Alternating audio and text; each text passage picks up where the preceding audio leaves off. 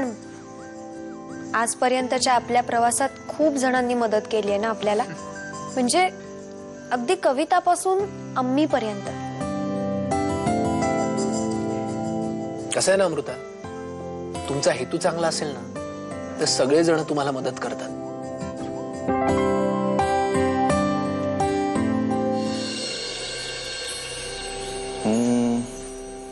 आपटे साहेब, काय करूया आपण तुमच्या पेशंटचं?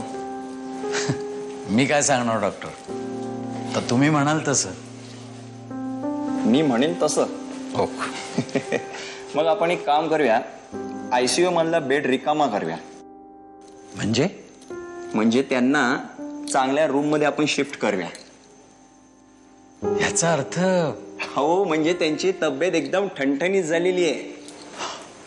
Thank you, thank you very much doctor.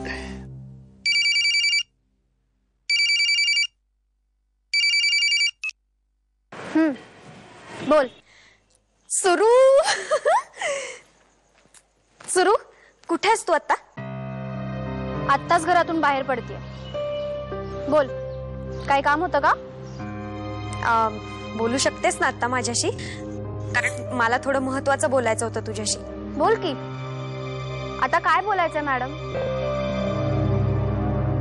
अजून काय सांगायचं राहिलंय नवीन? सुरू, असं का बोलतेस ग मगाचपासून माझ्याशी?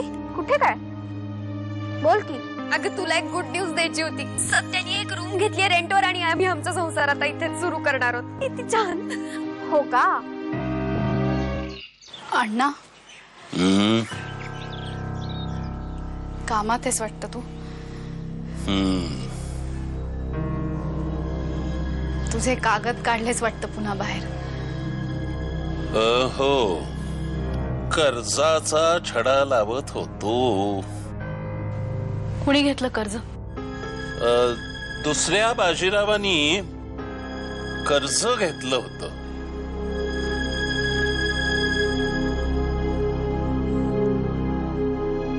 मला वाटलं तूही कर्ज घेतलंस की काय. तूही म्हणजे?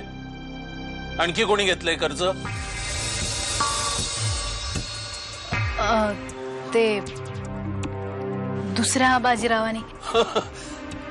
अगं, दुसऱ्या बाजीरावांनी कर्ज घेतलं होतं, त्याचा मागोवा लावत होतो, इथे अडलो होतो.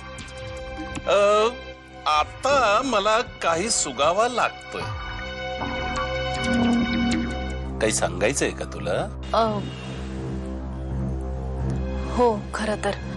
अगं मग सांग ना. नको, नंतर बोलीन दादा आल्यावर. दोघांशी एकदमच बोलीन. बरं, मग येईलच तो. बस.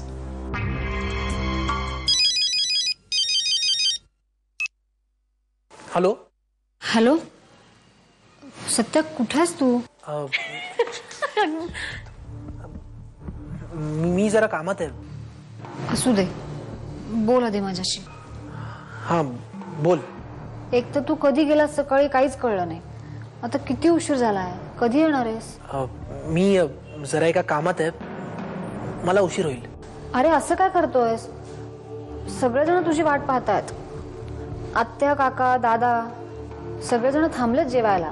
अगं त्यांना सांग तुम्ही जेवून घ्या, मला खरंच उशीर होईल.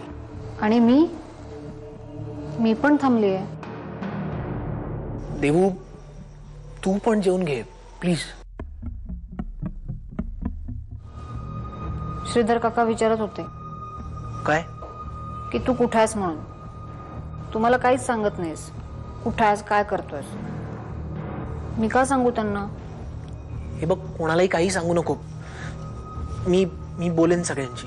अरे बरं ऐक ना, मला खरंच काम आहे. मी ठेवतो. सत्या रे, ऐक ना. बाय.